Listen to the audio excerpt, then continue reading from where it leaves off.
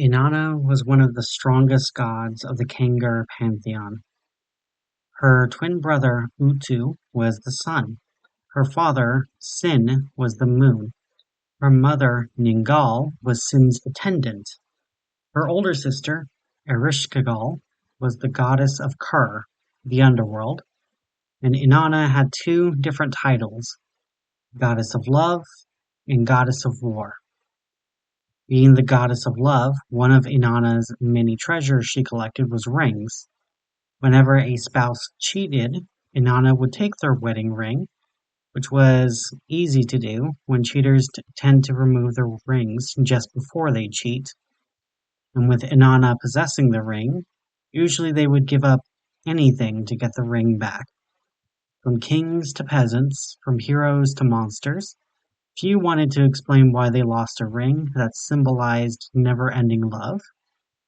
So many owed Inanna a debt, from the kings to the peasants, from the divine to the mortal, and every single ring she carried represented every favor owed to her.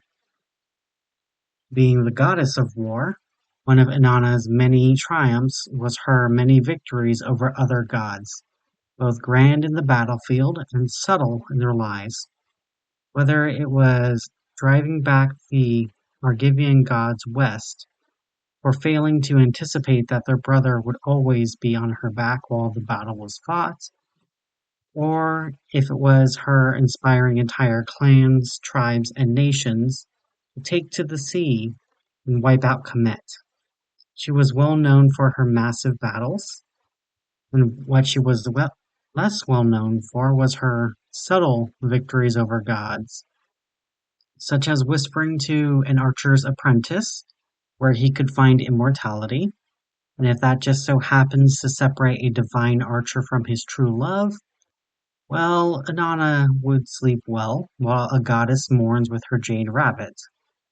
Or if Inanna could convince a god king that he could prevent his own downfall by eating his children, well, his downfall would only be hastened. And as Inanna's power and domain grew over Kengir, so did her confidence, and with it was her chance for failure. It was so subtle that Inanna didn't recognize it as a challenge, especially because it came from her husband, Dumizid, god of shepherds and milk, a god who was envious of his wife's wealth and power. Whether the battle was in a person's heart or across an empire, she had power. Dumizid's power began and ended in the herds, and he knew of only two ways he could gain Inanna's power: by having her willingly give it to him, or by inheriting her power after her death. And he knew his wife well enough to know all it would take was a single sentence, something so subtle that his wife's death would never be blamed on him. "Your older sister's kingdom is very impressive," Dumizid mentioned to Inanna one time over dinner, and with that the seed was planted, the seed that would grow every time Inanna tried to sleep or tried to count her treasures. Every time she counted her rings, she would think about how full of treasure Gamzir was. Every time she counted her victories over gods and men alike, she would remember that Ereshkigal had victories over every man and every god. For every soldier Inanna slayed would lay in Ereshkigal's realm, and so would the soldiers' friends, the soldiers' spouses, the soldiers' ancestors, the soldiers' descendants, and would all be subjects of Ereshkigal forever. And Inanna now could never forget that. No matter how powerful her kingdom or how impressive her feats, Ereshkigal was always greater, the older sister who would always be better. Unless Inanna took Ereshkigal's kingdom, or even part of it herself. Inanna had never challenged Ereshkigal before, but she had taken down other gods of death. Ereshkigal would be another name, another title that Inanna took into herself. So mere days after Dumizid mentioned that Ereshkigal had an impressive kingdom, Inanna began her trek to Kur, just her attendant and what she could carry, leaving Dumizid behind to manage her kingdom until she returned. A journey that Dumizid knew that no one had ever returned from before. Inanna's first part of her journey to Kur was by traveling further west than the sun could set. Behind her, her brother waved goodbye as he sat beneath the horizon to rest, and Inanna began to trek into the sunless lands. She saw many paths, many different afterlives that existed, some of which were familiar. She saw the frozen halls of Helheim, the towering flames of Gehenna, the maddening horror of Tartarus, and then she saw the afterlives that were not familiar to her. She saw a river with a ferryman asking for coins. She saw a bridge over that same river, a bridge made out of rotting boards, and a little dog by the river offering help to cross the river. The sunless lands were incredibly vast, each domain a different afterlife for different people, all beneath a starless, sunless sky, with only a single black moon looming in the sky, a moon that had no god from any pantheon on earth to rule over it,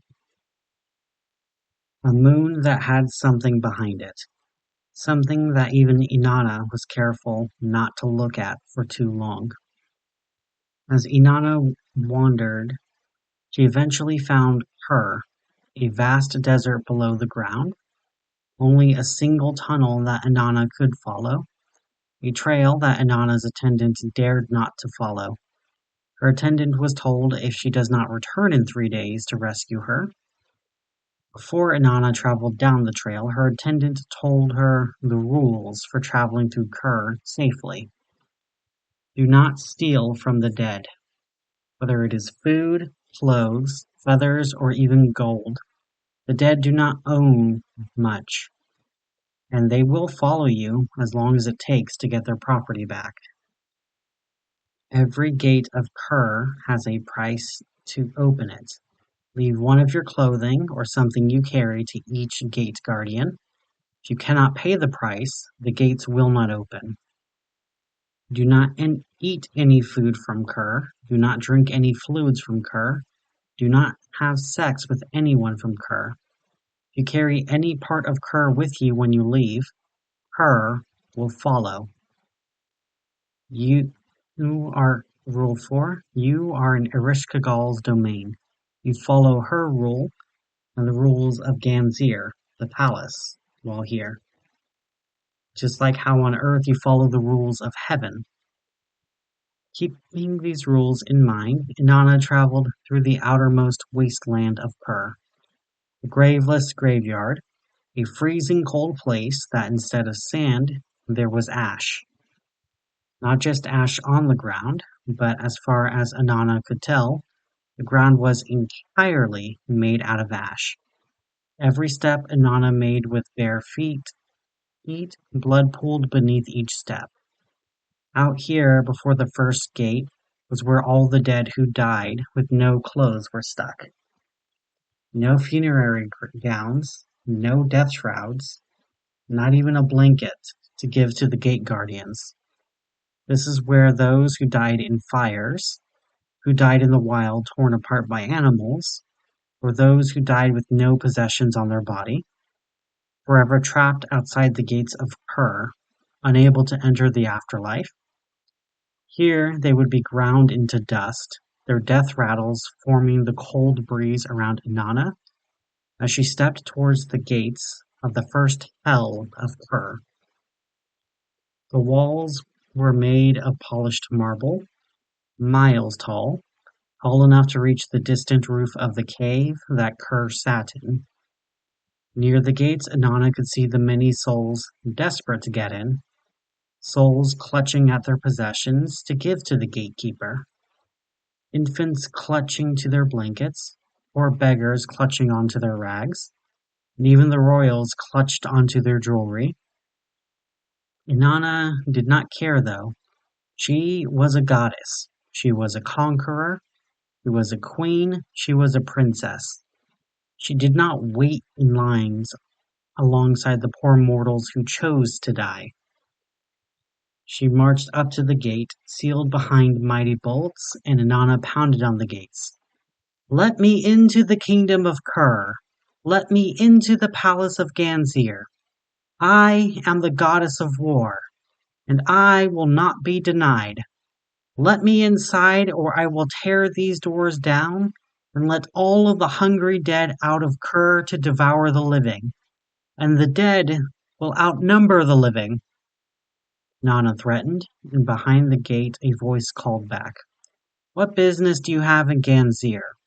What business do you have in Kur? The gatekeeper called out to Inanna. I am in Kur for the funeral of Ereshkigal's older brother, our older brother. And I have business in Ganzir because my sister has a meeting with me, and I have brought gifts for the gates, she said, showing her rod, a symbol of and an embodiment of her power. Every piece of clothing, every ring she wore, even her hair and makeup represented and held power. The gatekeeper was silent for a moment before he called through the gate. I will open the gate a crack, just enough to let you through, but no one else. Be sure to leave a piece of clothing for me, the gatekeeper called. Why should a goddess leave anything here with you? She yelled back at the gatekeeper. Because that is the way of Kur.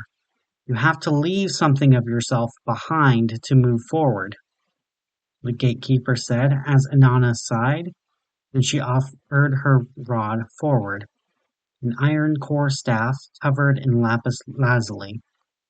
It was as much a weapon as it was a walking stick, a weapon strong enough to smash through bronze armor, and expensive enough that kings could bankrupt themselves trying to afford it. Back in the days of Kengir, your weapon, your tools, your staff was as much a part of you as your hair and clothing. I will offer you my rod, she said as the gates creaked open, and she squeezed between the two gates. As she squeezed through the gate, it slammed shut.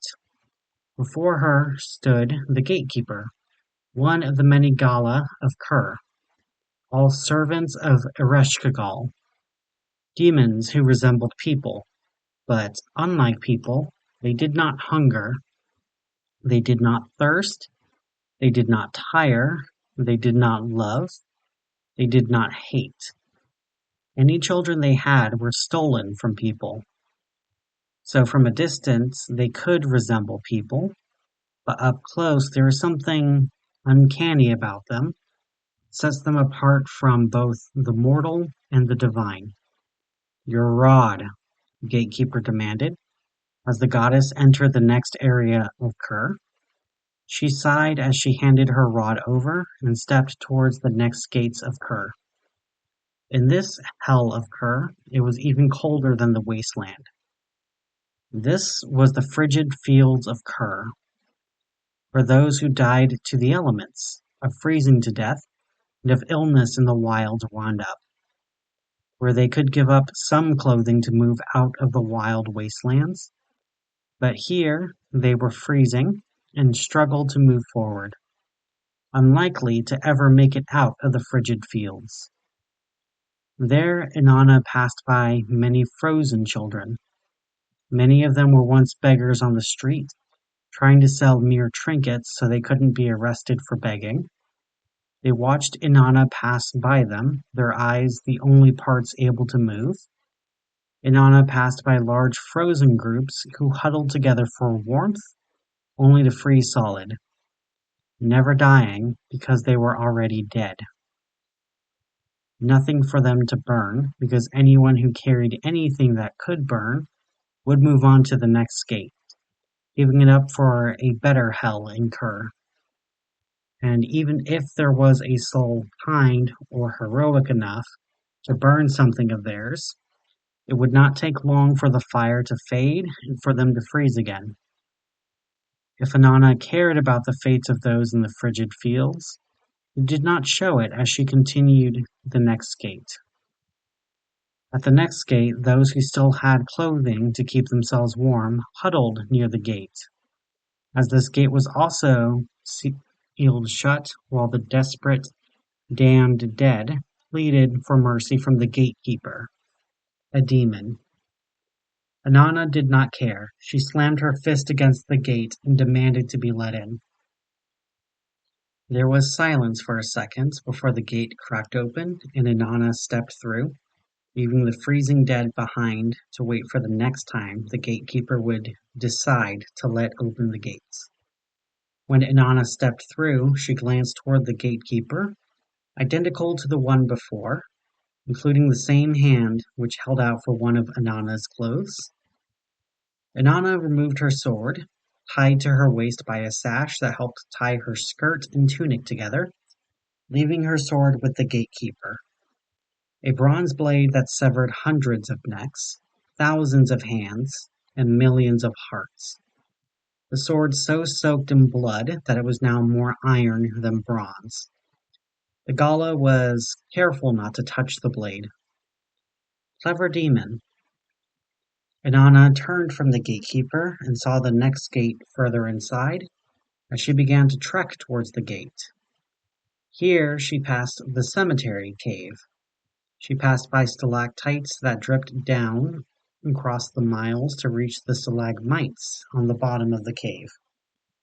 Resembling the teeth of a hungry beast, Inanna passed by the rocks of the cave, and she saw her first dead soul here. Standing directly below a clay pipe that dug through the many miles of rock, the damned dead stared directly up into the pipe, mouth open. A few drips of water from earth dripping down the pipe, most of it falling into the dead's mouth, a few drops falling where the dead stood, where the dead were buried in the soulful lands. Clay pipes were dug to allow for water and libation to pour into the mouths of the dead. The only thing that the dead would have to drink was libation from their living descendants, and from rain that would fall into the clay pipes. But there were minerals in both the water and the libations that would drip down clay pipes and gradually, so gradually that it would seem like forever, the minerals formed the stalactites and stalagmites of the cemetery cave. And given enough time where the dead stood, columns connecting the cave floor and ceiling together, each one containing a dead soul that was still hoping for just a little taste of something other than the dead dust of Kur. It was here in the cemetery cave that most of the dead of Kengir wound up, buried with enough for a more comfortable place in the caverns of Kur, but not so wealthy at death that they would be closer to the gem of Ganzir. Still, Inanna could feel love flickering among the columns and stones of the cave. Love from the living who wanted to ease the suffering of those who had long passed. Some of the dead here had been cared for generations, their legacy on their families so bright that even generations after death they are shared in stories and legends, and libation offered even now. Inanna wondered for a moment when she did die, which happens to gods but not often, if she would leave a legacy great enough that libation would be offered for her. She knew she was feared as the goddess of war, and she was even more feared as a goddess of love, but she was still certain that she had those who loved her in her palace. At the next gate, the wealthy, the powerful, the noble, and the celebrated alike stood at the gate, hoping to get in. Wealth and power meant you could be buried with more, and the noble and the celebrated would be loved enough that their friends and family would offer parts of their own clothes to the dead, especially common among the religious of Kengir. Those who died heroic deaths, or parents who survived to have many children, who all offered more for their dead parent. Here Inanna paused before pounding on the gates. Here, heroes waited among everyone else. Even Inanna recognized Gilgamesh and Enkidu standing together, arm in arm, someone that even Inanna owed a favor to. Still, though, after her pause, Inanna decided to step towards the gate. She was a goddess, and even if Gilgamesh was a hero, she didn't need to wait. She didn't need to worry about hurting Gilgamesh. Hero or not, he was dead, and the dead didn't have needs, only wants. At least, that was what she told herself. This time the gate cracked open before Inanna needed to knock on it. This time the dead did not try to break through the gates. They waited patiently. They knew they would make it through, eventually. And eternity may be hard, but they didn't get to where they were in death by being impatient. As Inanna stepped through to the gatekeeper held out his hand, and this time Inanna offered her skirt. Her kanaki was a long skirt worn by both men and women alike in Kengir. The longer the skirt, the greater the wealth. Most of the common rabble wore kanakis that went down to their knees. Those with reasonable wealth would slide halfway down their calves. The wealthiest kings and queens wore kanakis that covered their ankles. Inanna's kanaki was long enough to cover her feet and drag behind her, a level of wealth that was greater than even the wealthiest mortal could afford. Now, with only her tunic and sash to cover her naked skin, Inanna adjusted her seal on her sash as she continued her journey. Past the cemetery cave was the Mausoleum of Memories, a hell of dust and dirt. More clay pipes lined the ceiling, no longer merely dripping water and libation, but a trickle of steady liquid that the dead could feed on at any time.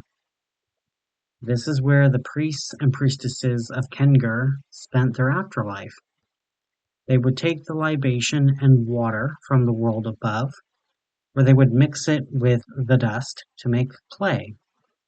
Here they created clay tablets to what was. Little tablets with memories of life before, prayers to the gods of heavens, offerings to Ereshkigal. Here they could shape the tablets and clay into simple jewelry, such as rings, armbands, or necklaces braided with their own hair. New clothing to offer to the gatekeepers to help others get closer to Ganzir. Never for the priests, though. They chose to stay behind here, to remember, to know, and to help others get to the next place. In a way, it was a perfect place for survivorship bias. If a priest was selfish enough to need jewelry to continue, they wouldn't be here making jewelry. Still, though, there was plenty who had enough to make it to the Mausoleum of Memories. Those who weren't priests had all moved on to where Inanna was making her way. Before Inanna made her way to the next gate, she could hear screams behind it. Blood-curdling screams that chilled even the ichor that flowed through her veins. The screams of those who were already dead, but wishing they could die more. None waited at this gate. It was just Inanna and the gatekeeper who opened the gate. And when Inanna made it through, she could see the gatekeeper wasn't watching her. The gatekeeper was watching the residents of the awful orchard. Desperate screaming masses that wanted to escape from this place, even willing to return to the Mausoleum of Memories, just to escape the horrors of the awful orchard.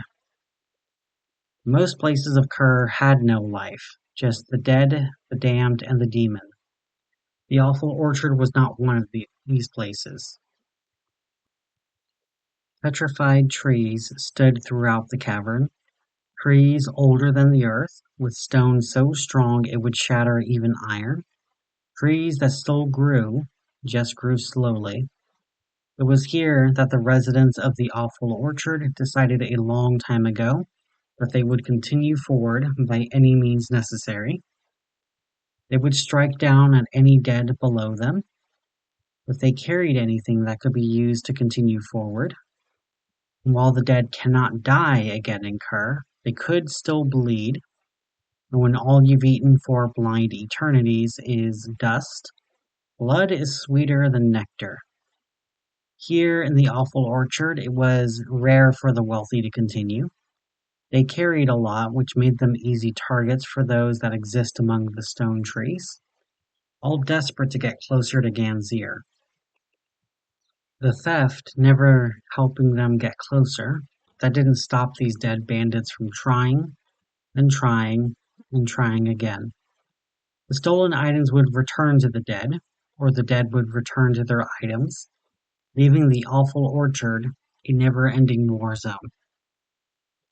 If Inanna cared about humanity, she may have led the weak against the strong, helped them find justice in an uncaring system of tribalism that had no place in the Sunless Lands. But it wasn't her nature. All she cared was when the first mortal touched her, he lost a hand. When the second mortal touched her, he lost his tongue. And when the final mortal touched her, he lost a head. By then, the awful orchard knew to leave Inanna alone as she continued. The many clay pipes above shattered by the never-ending battles, leaving the hell with a near-constant drizzle, making it impossible to make clay jewelry and making those trapped in the awful orchard perpetually miserable. Still, it was better to be wet and dragging yourself through cold mud than frozen, ground to ash. So Inanna continued to the gate, and it too opened for her, blood trailing behind her from those who tried touching her. After stepping through the gatekeeper asked for another piece of her clothing. So Inanna offered next her seal and sash. The seal was a bronze cylinder marked with her name and title. She could roll it with wax or clay to show that the message was written by her or done with her permission, a sign of her own authority and support, a sign of her name and title, now left behind at the gate as Inanna stepped into the tombstone thicket. Closer to the gem of Ganzir, the tombstone thicket was full of stones carved out of the cave walls, tombstones carved with the names and years of the dead, each one carved by the one who sat on it. Though it was warmer here than everywhere else, the dead here, who were still naked, were frozen not by cold, but by the paralysis of being so close and yet so far. By this point, few ever made it here, and those who did were either able to move on, or they would be stuck here.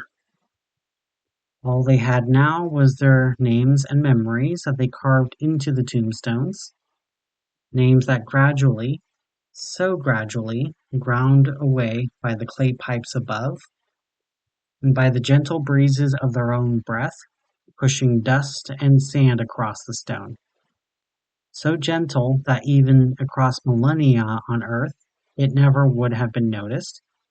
Here, though, in Kur, when eternity was as much today as it was yesterday, as much as it was tomorrow, gentle breezes and drops wipe away even names carved into stone by flesh and bone.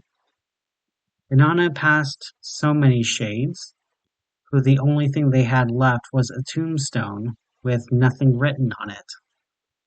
And when the shade didn't even have the memory of what they once were, they faded. Little more than an echo in a song, little more than a shadow in the darkness, little more than a spark in a flame. Still, they waited here, nowhere else left to go. Far from the tombstones and where the gates to the paradise lay, the gate opened for Inanna as she stepped forward. Her steps heavy, Seeing the shades with nothing left unsettled the goddess of war, even more than the awful orchard. As cruel as humans are to each other in the orchard, she could understand violence. She could understand anger. She could understand drive. She didn't understand ennui and depression. It wasn't in her nature. And seeing so many shades who could have been heroes, kings, or even gods themselves, just content to spend all of eternity sitting in the dark doing nothing, it shifted something in her heart. What kind of people sit content with second best, with nothing to work towards? Someone who did not deserve love, someone who did not deserve to be called a warrior. Inanna pounded weakly at this gate. Wasn't it open just a moment ago? There was silence on the other side. Please let me in. I have business with Ereshkigal. I have business in Ganzir, Inanna called out. Only there was silence. Inanna could feel exhaustion settle into her bones. She knew about exhaustion through stories from her cultists. The gods didn't get tired, did they? She turned and saw a libation drip from above. Wine from above meant for a dead queen. Surely she could sip the wine, allow herself to restore her strength from the exhaustion. Wait, that wasn't her. Inanna was a lot of things, but she was not someone who was so easily felled. So Inanna turned and she saw that she wasn't alone at the gate. There were shades, millions, maybe tens of millions clutching onto her, each of them desperate to escape the tombstone thicket. Inanna shook off their hands as she knocked on the gate again. Please let me in. I can't stay here. The goddess of war begged the demon gatekeeper. There was something in here, something inside of Kur that was snaking its way into her. Something that wasn't demonic in the way the Gala were, but a far more subtle demon that affected even her. The gate cracked open, and on the other side there was light on the other side of the gate, a bright light that drove back the shades. For a moment, and a voice echoed on the other side. Only one will be allowed into paradise, it said, as Inanna processed what it said. Then she sprinted towards the light with all of her speed. As she ran, she could feel the shades mere steps behind her. Whatever they were in the past, they were beyond desperate. They had nothing to lose, so they gave everything, and she gave everything she had left. She was Inanna, and exhausted or not, she was still a goddess. She ran into the light, panting as she made it to the other side, and the gatekeeper held out his hand. After catching her breath for a few seconds, Inanna offered her last piece of actual clothing. Her tunic was the only thing keeping her from being bare, and while she was no stranger to exposing her breasts to the masses, it was her milk that helped bring fertility to humanity. Here, so close to Ganzir, she felt like she was exposing all of her secrets. Like her nakedness meant she was vulnerable to the demons, dead, and divine alike. She was not used to feeling exposed. She did not like it. Now she stood naked at the paradise of the palace, and she could see the most unique domain of Kur so far. The paradise of the palace grew actual plants. Roses, apples, dates, olives, barley, and wheat. The ones who worked the fields worked either naked or cloaked in feathers. Feathers that fell from the many birds that flitted among the gardens, eating nuts and berries and dropping feathers for the dead to cloak themselves in. Here, the strongest and the wealthiest of the dead were allowed to exist. They worked the fields, they slept in homes they had to build, and they would never be allowed into Ganzir. No matter how powerful the human, Ereshkigal was picky about who she let into her palace. Only her demons, or gods, who attended her, were allowed into the palace.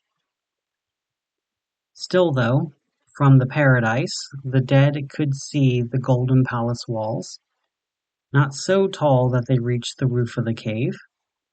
The palace shone with silver and gold alike, a golden disk built into the tallest tower that beamed both warmth and light into the paradise.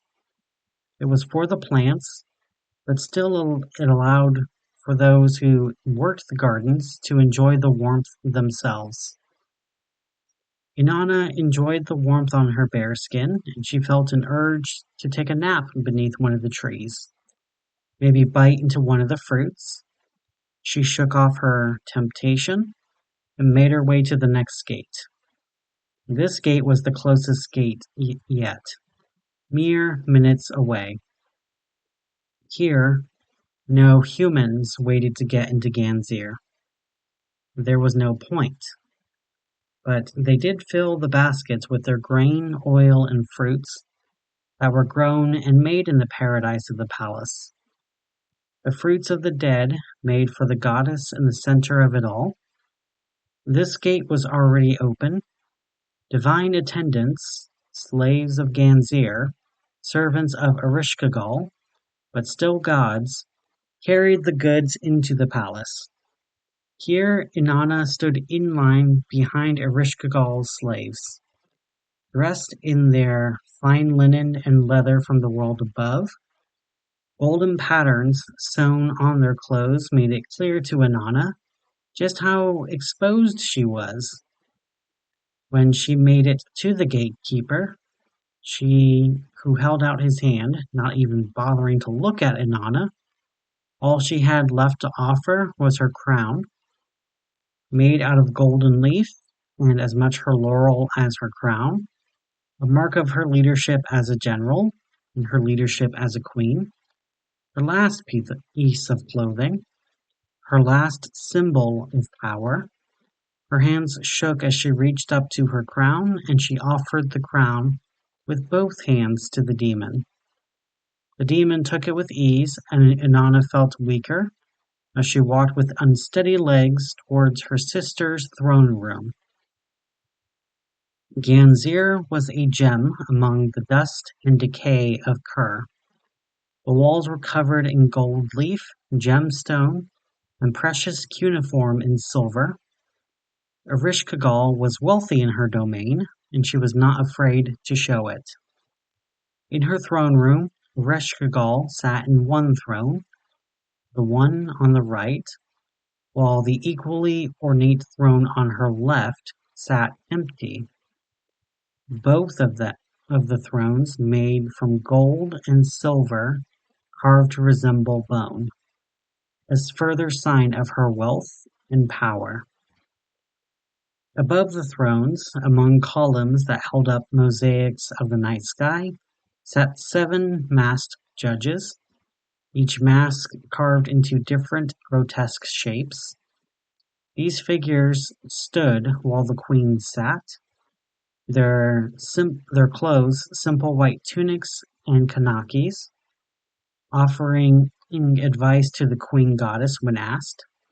But these divine judges were more slave gods to Ereshkigal, powerful in their own way, but in Ganzir they answered to Ereshkigal and to no one else.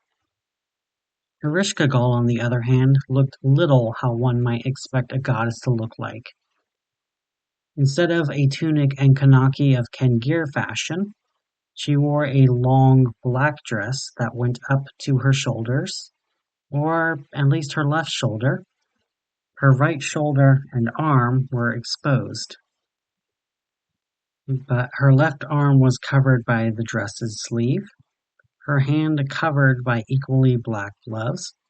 Her tufted and hooded shawl covered her face and head alike. Instead of a crown on her head, She wore elaborate ribbons on her head with beads and pendants that were tied to the ribbons. In other words, Ereshkigal was dressed like a widow in mourning, even though both of her husbands had been dead long before Inanna was born. Ereshkigal still always dressed like a mourning widow. "Welcome to Ganzir, stranger. What hospitality do you expect from death?" Ereshkigal asked Inanna. "Older sister, it's me, Inanna," she said to her sister, stepping forward, only for two guards to step forward from the darkness. Their shadowy armor and horned helmets hid their faces beneath. What they could not hide was the silver collars around their necks. More slave gods to Ereshkigal. "I have come to Uganzir to demand a tribute of earth and water, to show all of the pantheons of heaven and hell that you answer to me, that death stands subservient to love and war in Kengir," Inanna said in her most confident voice, only for the Queen of Ganzir to laugh at the naked woman's request. "You've come to Kur to demand tribute of earth and water? You've traveled below the earth for dust and water? I'm afraid the only water here comes from libation, and the only earth here is dust that the desperate dead eat. You're welcome to both, but I promise you that if you take them, then it'll be Kur that you answer to, not the other way around," Ereshkigal said with a laugh, and all of the slave gods echoed her laugh. In that moment, Inanna became aware of how many gods Ereshkigal had enslaved. Dozens stood in the shadows, the 7 judges above, and Anu only knew how many more Ereshkigal had working for her in Ganzir. "You stand naked before a queen. You have no weapon, you have no seal, you have no title, you have no domain, you don't even have a scrap of cloth to cover your secrets before me. What right do you have to demand that I kneel to you? You come into my domain seeking wealth and power? Do you think you are powerful enough to defeat death?" Ereshkigal asked Inanna, who was speechless before she squeaked. "I am the goddess of war. I am the goddess of love. Humanity lives because of me. Humanity has heroes because of me." Ereshkigal leaned forward. "Humanity dies because of me. Humanity has a place to go because of me. You are not the first to try to enslave me, but you are by far the most foolish, challenging death inside her court, challenging judgment before the judges. Tell me, my judges, tell me, my slaves, what is this woman before me?" Ereshkigal asked her court, and the judges spoke as one. "She is a dead woman," they said, and Inanna fell forward, her heart stopped and her lungs struggling. Mere minutes of life left without her heart beating, and the judges produced chains and hooks from behind their backs as they threw them at Inanna, binding the hooks into her flesh as they pulled her above. "You're not even worth me enslaving. You are far more valuable to Ganzir as a corpse. After all, you're a goddess of nothing here." Ereshkigal sneered, but Inanna, in her final moments, knew one last thing she was the goddess of, something she did not give up at any of the gates.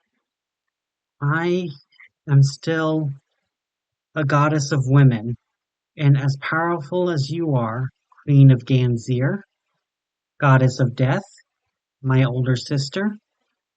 You are still a woman, and I can make you answer for my death, Inanna said as her curse was laid and she breathed her last breath. Her body hung above the throne room, her soul trapped within her cooling corpse, her divine golden blood dripping down, forming more of the gold that made up the palace of Ganzir. After Inanna's last breath, Ereshkigal was struck by a great pain in her body. Her body tensed and tore at itself as she begged for help from her physicians to identify the pain. And the physicians told her that she was going through all the pain of childbirth, but she herself was not pregnant. So the pain would have no relief, only a continuing pain that would last as long as Inanna was dead, an act that even the goddess of death could not undo. For 3 days Ereshkigal was in great pain and exhaustion, in too much pain to sleep, too exhausted to move from her throne. None in her palace could offer her relief from the pain. And on the dawn of the 4th day, 2 messengers from the gods above approached the palace. They told Ereshkigal that they could offer her relief from the pain, but they needed to have Inanna return to life and return to the soulful land. Ereshkigal agreed, but warned the genderless messengers. She has been judged dead, as if she is to live, another will have to take her place, or else shades will follow her onto Earth, and Earth is haunted enough, Ereshkigal warned, but the messengers agreed still. They offered food and water of life to Inanna's corpse, and with the food of life she came back to life. Now alive, Ereshkigal's curse ended, and near collapse, she ordered her demons to escort both the messengers and her younger sister back to the soulful lands. Each gate she passes through, have her item returned, and remember to take a soul back to Genzir, a soul she has chosen, Ereshkigal said before she fell asleep from exhaustion. And through Kur, Inanna was escorted through with the messengers. Each piece of her she left behind was returned. She grew stronger, she grew more self-assured, as she was once again back to herself. But the demon followed her like a shadow as she made her way back to her palace. The first to greet them was her attendant, the one who told her the rules of Kur, and called for help when Inanna did not return after 3 days. Her eyes were red from crying and mourning for Inanna, but when the demon saw her, he grabbed the attendant and asked, "Is this the soul to take back?" He asked Inanna, who shook her head. "No, not her. She mourned me when I was dead. She deserves to live," she told the demon who let the attendant free, not upset and not caring, because it wasn't in the Gala's nature to care about anything except obeying. It didn't have enough will to care about getting it done quickly, as long as it was done. Next, they stepped into the palace where Inanna found her Butation, her own slave god, burning incense before a painting of her, even with his eyes dry of tears. The Gala grabbed the Beautician and asked, "Is this the soul for your soul?" It asked Inanna, who shook her head. "No, he was a free god with my death, but he remained behind. He burned incense for me, and even though his eyes are free of tears, I cannot consign him to hell when he did what was expected and proper for him to do. He is my slave, and he will stay," Inanna said as the Gala let the Beautician go. He remained silent and his angry eyes downcast, likely conflicted between wishing he found freedom and grateful that he burned incense so he wasn't trapped in Ganzir. Finally, Inanna traveled to her throne room, where once she sat on the throne and her husband sat on the step below where she sat, a place where she ruled as both a queen and general. When she arrived in the throne room, it was not as she left it.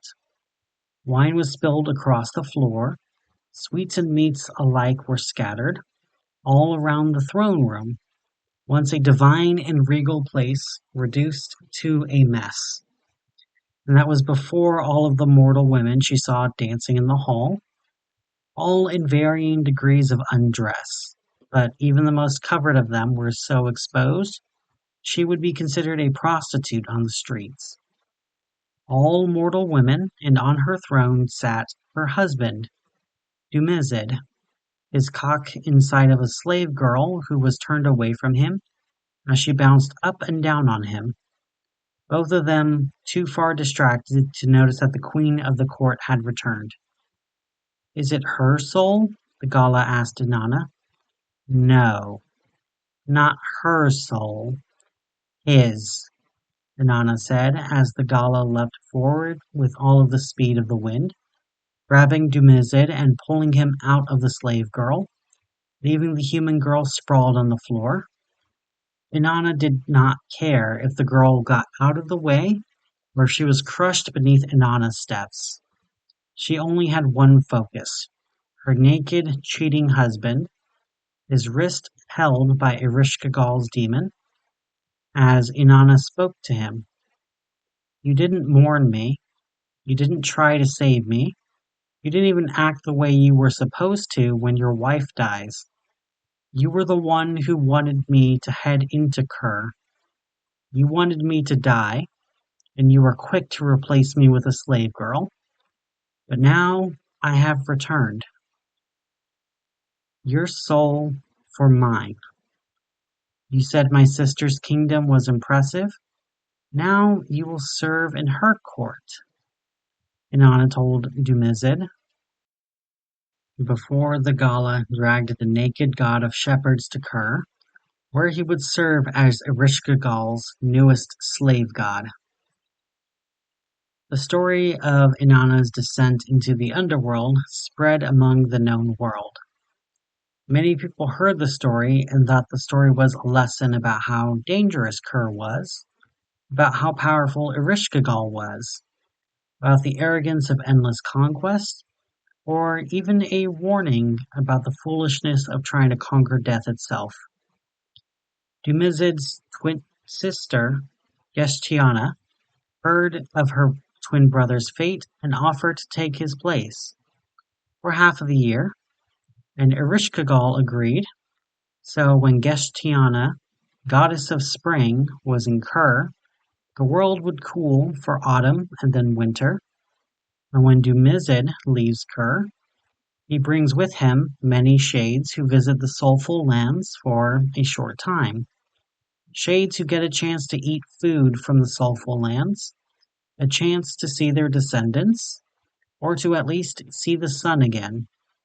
Whether it is a kindness of Dumezid or simply a side effect is not known.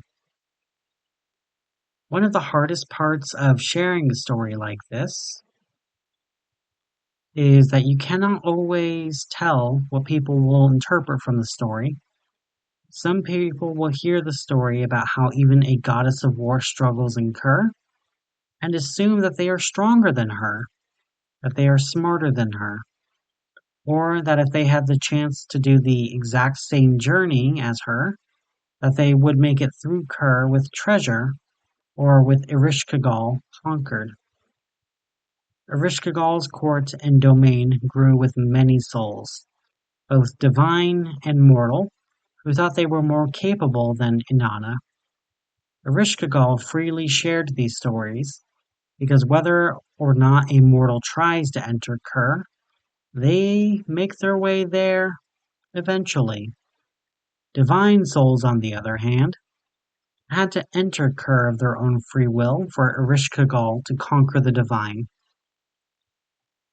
Still, these stories spread far and wide, and another god of war, one who twice fell in battle to Inanna, once in war, once in love, a distant god with dominion over war, a distant god with dominion over disease, a man who heard the story of a woman failing in her quest, and believed he could do better, even if that same woman defeated him twice.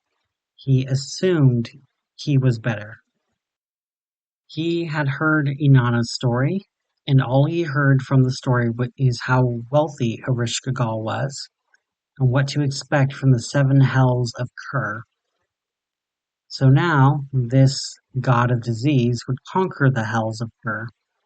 He would take all of the gold and gems of Ganzir, and he would conquer the goddess of death, not by fighting her, but by marrying her. At least that is what this god told himself. And the name of this god?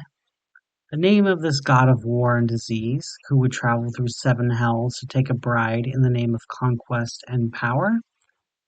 A minor god in the kingdom of Bola, a kingdom of exiles. A god named Nergal.